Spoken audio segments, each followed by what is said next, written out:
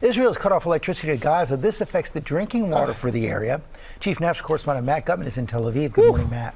We'll talk about this in a second. We'll obviously, before we talk about like Israel doing Israel once again, they hit the genocide, do more genocide button again. Okay, they've decided it's time to do more genocide again. It's time to do more Israel again, shutting off power to Gaza, impacting the drinking water in the area. And also shutting off last week humanitarian aid from going in as well. Israel's back at it again, doing the things that it was doing, surely for self-defense, of course. I mean, it's always self-defense. When is it not, you know?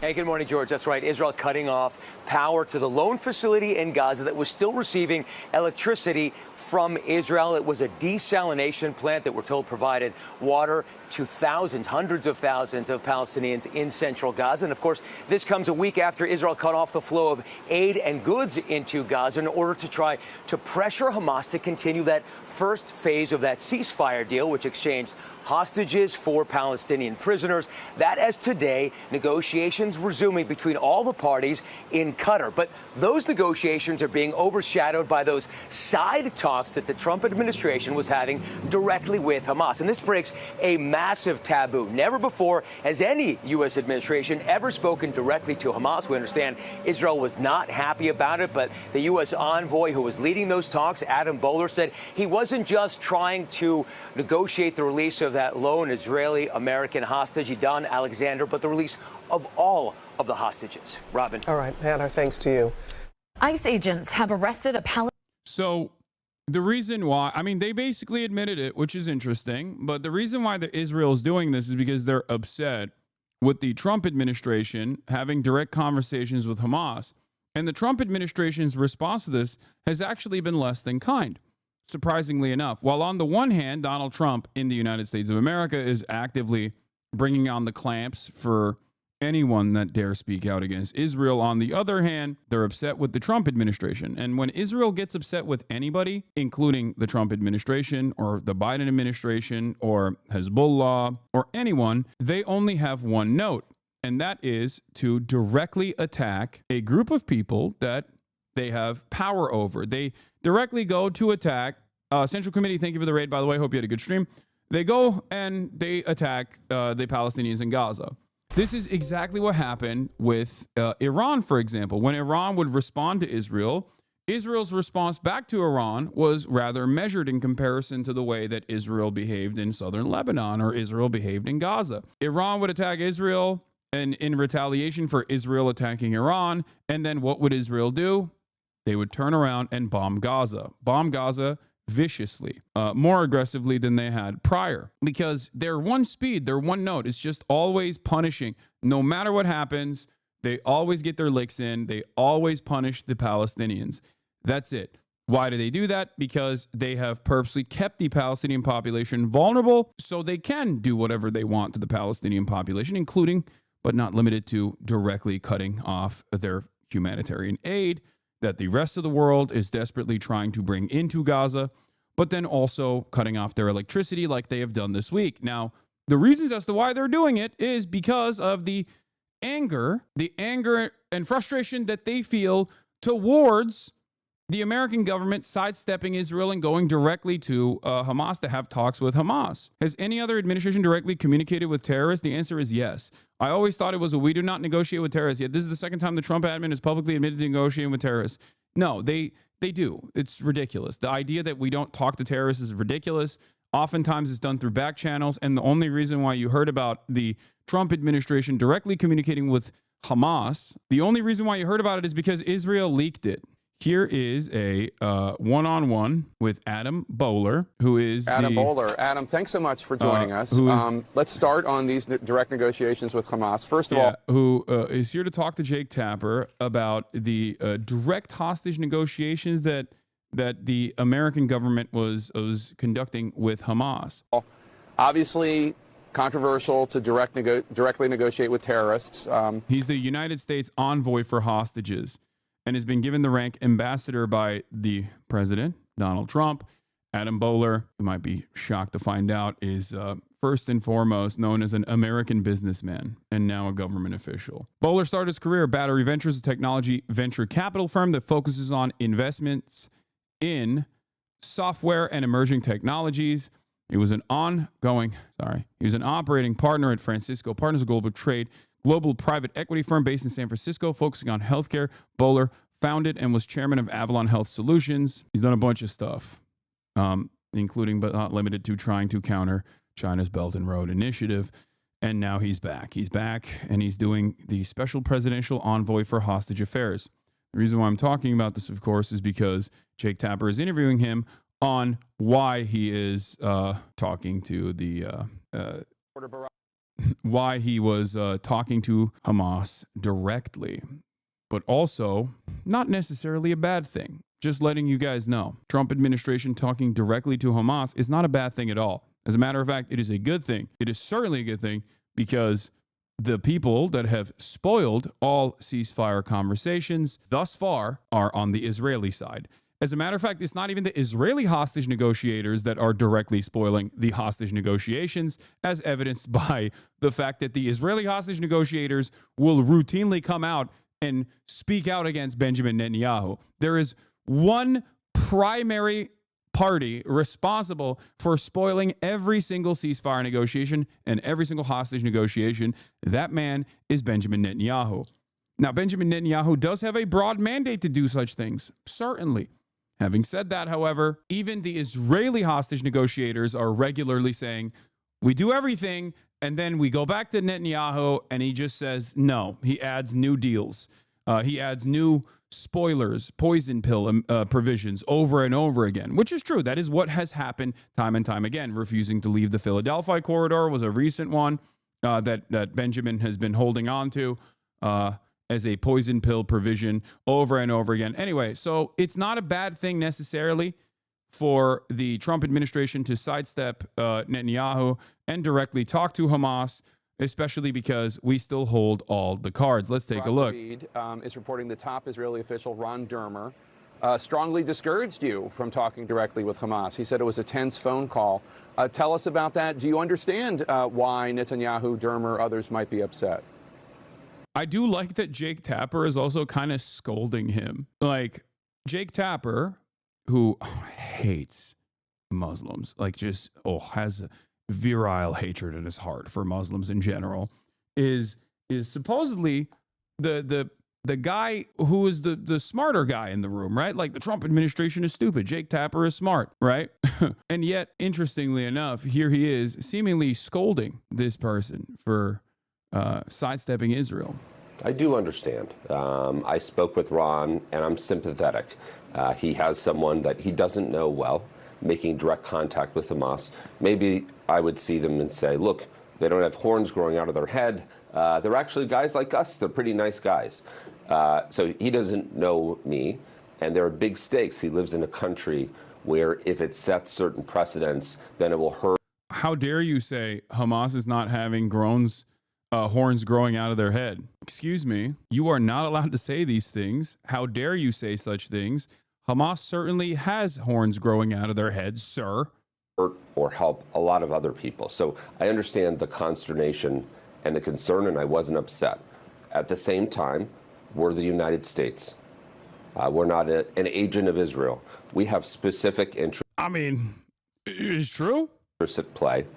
And we did communicate back and forth. We had very specific parameters by which we fell.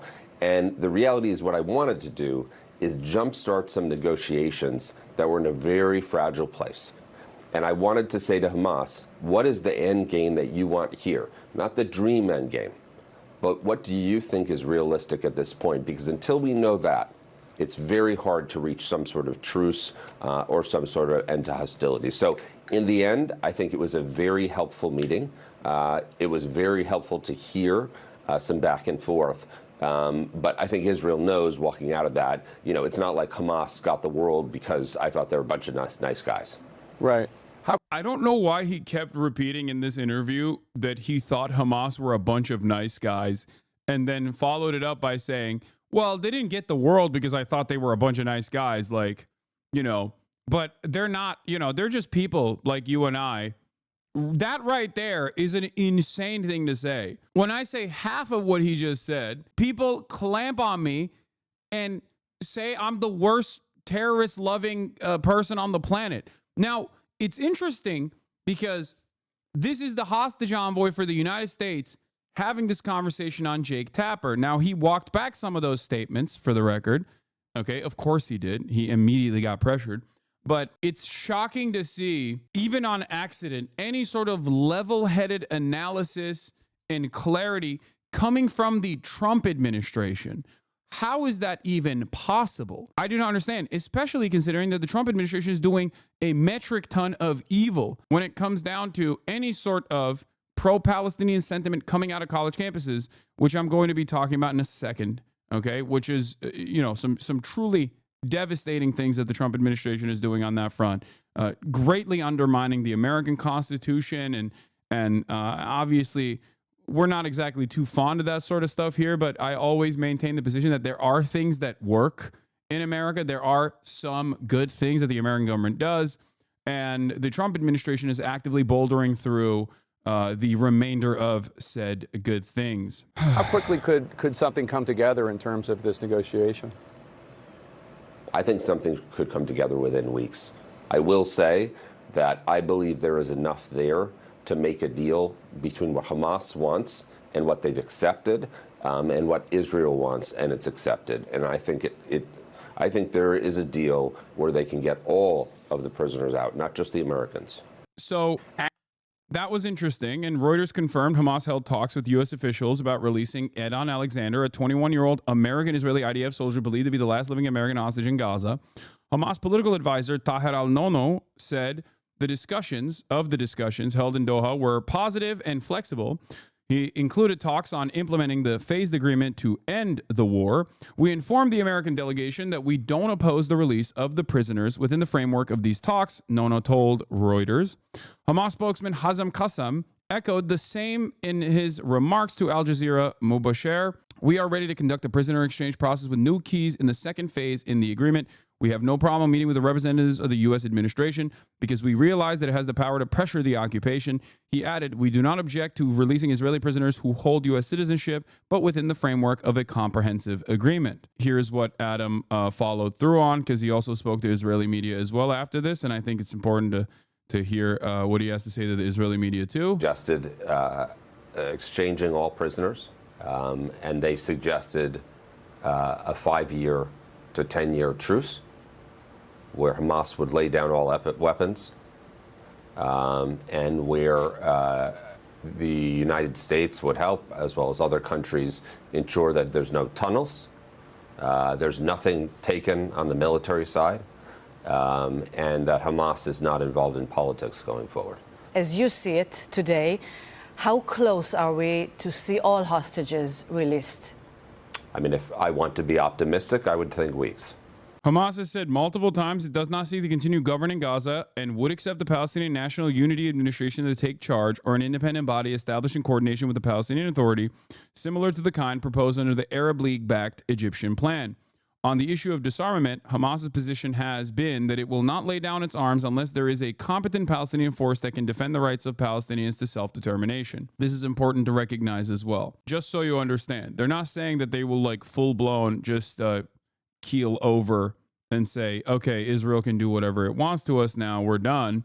They're simply stating that they are perfectly willing and capable of laying down their arms and dissolving their political administrative state, as long as there is a competent political administrative state led by Palestinians with a force, obviously, because without force, without any sort of military, you cannot have any sort of sovereignty whatsoever, which is unimaginably reasonable. If you have any issues with that, I don't know what to tell you. You just want all of the Palestinians to roll over and go away, which is the Israeli position. The Israeli position literally is die. Having said that, while that is happening on the one hand, Adam Boehler obviously responded to the pressure that was coming in.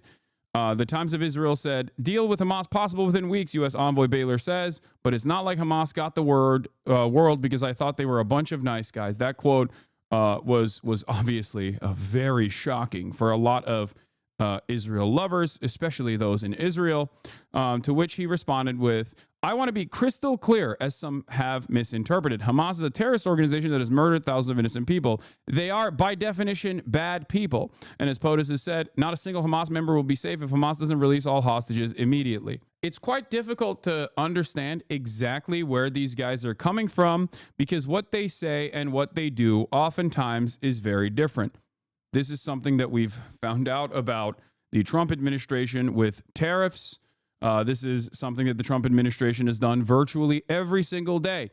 They will come in, they will boulder in, they will say some insane stuff, they'll do mass layoffs, and then they'll go, oopsie, my bad, and then they'll try to restore it piece by piece. So Adam Boehler, I don't know how to say his last name, going and talking to Hamas directly is very impactful. It's very important. It's unique, it's important, and it's a good thing that it's happening. On the one hand, him going to American television and being like, yeah, no, these guys are just normal guys. We're going to have to talk to them. Like, it's crazy. That's also incredible. That's different. That is very different than the previous modus operandi of the American government. We've also heard this from my goat, Steve Goatkoff, as well. It is interesting that these guys are doing this sort of stuff, but then when pressure comes in, they turn around and they like kind of scale it back with their statements. But focusing on the statements alone will not allow you to understand the full scope. What you must focus on instead are the actions. And in terms of the foreign policy actions, I would say we still have to wait and see. We still have to wait and see. Secretary of State Rubio has said, by the way, that Boehler's talks with Hamas were a one-off and stresses it hasn't borne fruit. Rubio added that the main channel for talks on a Gaza hostage deal is White House envoy Steve Witkoff. Now, Marco Rubio saying this, I think, moves the needle in the opposite direction. I will say it's not good. Marco Rubio saying that means that they are, still playing ball with Israel. They're playing damage control with Israel. They're afraid of upsetting and offending Israel, which is not something you should think about. You're the United States of America. It's very frustrating. It's incredibly frustrating that there still is this like weird notion, this weirdness that we are entertaining. We're still entertaining this idea that like Israel holds all the cards when it clearly does not. It is not the case. We hold the cards. We are the United goddamn States of America. But if you wanted to understand why Israel is shutting off energy, shutting off the electricity to the Gaza Strip once again, if you want to understand why Israel is stopping humanitarian aid from going into the Gaza Strip once again, it's a response to that because they can't do anything to America, so they will turn around and punish the civilian Gazan population because that's the only thing they have. Please don't use the phrase holds the cards. Those are Trump's words and it's super gross because of that. I don't care. I've been saying that far before Donald Trump and I will continue saying that. One last note that I want to mention before moving on to Trump administration's insane domestic policies in terms of dealing with Israel, hurting Israel's feelings and whatnot. Obviously, we'll get to that. Is this incredible analog from history. As the Associated Press reported that Israel is cutting off its electricity supply to Gaza a week after cutting off all supplies of goods into the territory, Israel sought to press Hamas to accept an extension of the first phase of their ceasefire, reneging on the previous three-phase ceasefire agreement that Hamas had initially put forward, that the Brandon administration had claimed Israel had put forward, that Israel has refused to recognize in perpetuity. And the analog here is from World War II. That's right. On April 19th, this is what Dan Cohen is saying. On April 19th in 1943, German Nazis, unable to combat the Jewish resistance of the Warsaw Ghetto and its tunnel network, cut off electricity, water, and gas. Soon after, they burned the ghetto down. He says, Zionist Israel is today's Nazi Germany. I've talked about the Warsaw Ghetto uprising quite a bit as a very apt analog into understanding what has happened in terms of Palestinian resistance, in terms of Palestinian militancy. I'm going to read this choice quote from the article from the Jewish Historical Institute, talking about the Warsaw Ghetto uprising and what the Nazi government's response was to the Warsaw Ghetto uprising, also in Arabic known as the Warsaw Intifada. On the same day, 19th of April, General Jürgen Stroop replaced Lieutenant von Sammarn-Freckenegg. Germans entered the ghetto again to meet resistance on the corner of Nalevki and Gaza on Muranowski Square. And they were defended by revisionists from the JMU who had machine guns, or who had one machine gun. After the first day, the insurgents lost one person while Stroop 12. This was a definitive victory for the Jewish fighters, the Jewish resistance. The next day brought combat into the brushmaker's workshop. The gate at the Wolova Street was rigged to blow up. The bomb exploded when the Germans tried to enter the building. At the second attempt, they managed to circle a group of insurgents. Michael Klepfiz distracted the Germans to help his comrades escape. He died of machine gun fire. For his courage, he received the Virtuti Militari Order. And after a bunch of fighting that took place, two flags, a white and blue and red one, were placed on Muranowski Square. Germans tried to negotiate with the fighters, and after failing to achieve an agreement, they cut off electricity, water, and gas in the ghetto area. 1-1. 1-1. Obviously, Israel's awful, but I really don't like the Holocaust comparisons. It downplays how awful the Holocaust was. Yeah, no, I don't care that you have an issue with that. I don't care that you take issue with that. Dan Cohen himself is Jewish, making this comparison, and I think it's a perfectly apt comparison.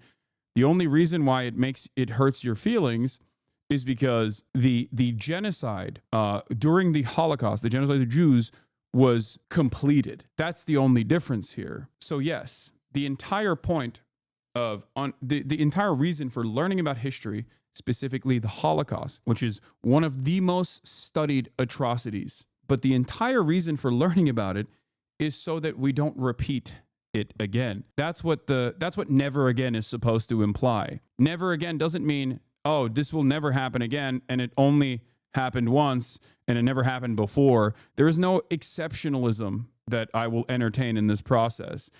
I never entertained it when we were talking about concentration camps for deportations along the American border, when people would get mad at that and they'd be like, oh, how dare you call it a concentration camp? That is precisely the purpose. The idea that we can't look at horrifying atrocities throughout history with hopes of recognizing how we got there, how those people got there, and learn some lessons and apply that to ongoing current atrocities, it basically betrays the entire reason for why people learn history. It is a perfectly apt comparison, and I urge you, chatters who consider this to be unique or exceptional, I urge you to try to seek within, dig deep, and try to figure out why you think it's exceptional. I get that. It's just illegal in my country, which is Germany. Of course. Listen to what I'm saying. Why does it feel like this is inappropriate in terms of comparison when there is a direct parity here? We learn about history, not to just go, oh, wow, that happened. That was crazy. Well, there's no lessons to be learned here. We learn about history specifically so that we don't repeat it. A lot of people don't understand this when it comes to the prosecution of a genocide, right? Nowadays, there is at least some legal structure that has been created to prosecute genocide. Now, obviously, it's somewhat of a toothless institution, whether it's the International Court of Justice or the International Criminal Court, as we've seen, especially when it comes to directing the legal crosshairs at America or an extension of America like Israel or even America's allies and the Western world. Having said that, the reason why we have a prosecutorial apparatus for figuring out how genocide is being conducted and focus on intentionality rather than the raw numbers is because the entire goal of this regulatory body is to stop it before it finalizes. Does that make sense? Because if we were to only prosecute the genocide after it has been completed, well, then far too many Palestinians will have been ethnically displaced and ethnically cleansed. And one might even say that that has already happened. There is some uniqueness, exceptionalism to the Holocaust from a historical perspective, but comparisons are not inappropriate. Equating may be considered inappropriate given the context, but generally it's a significant event to point to because most people understand it. We just need to be careful not to trivialize or downplay the Holocaust. I don't think you are, by the way. Yes, I will never downplay or trivialize the Holocaust. The mechanized atrocities, in terms of the mechanized death and destruction that took place in the Holocaust, obviously, in the aftermath of the Holocaust, there were these agencies that I'm talking about that were put in place so that there's international law. There are rules of warfare that changed in the aftermath of World War II. So living in the living in a world where we have these rules in place, especially with the internet, especially when you can like see it happening in real time and completely understand what's going on in a way that like the rest of the world was kind of oblivious to in World War II in Nazi Germany until they arrived at the concentration camps. Like, obviously, Israel still has limitations in this process. And yes, in terms of the sheer brutality and in terms of the sheer violence, like the situation is very different now. Like we have rules specifically designed to make sure that this doesn't happen ever again. So of course, those rules are limitations set upon the Israeli state. The Israeli state is also not waging this industrialized warfare that it calls war, but it's actually a genocide upon a captive civilian population it is the belligerent occupier of without American support. They're not doing this on their own. They would never be able to do this on their own, which is part of the reason why there is some limitations to what they can get away with doing. And they greatly, push the boundaries to the best of their ability. Make no mistake. Are you regretting voting for Trump yet? Ha ha ha. If you think I voted for Donald Trump, you need to go back to your doctor because you are hallucinating. Straight up. All right. Anyway,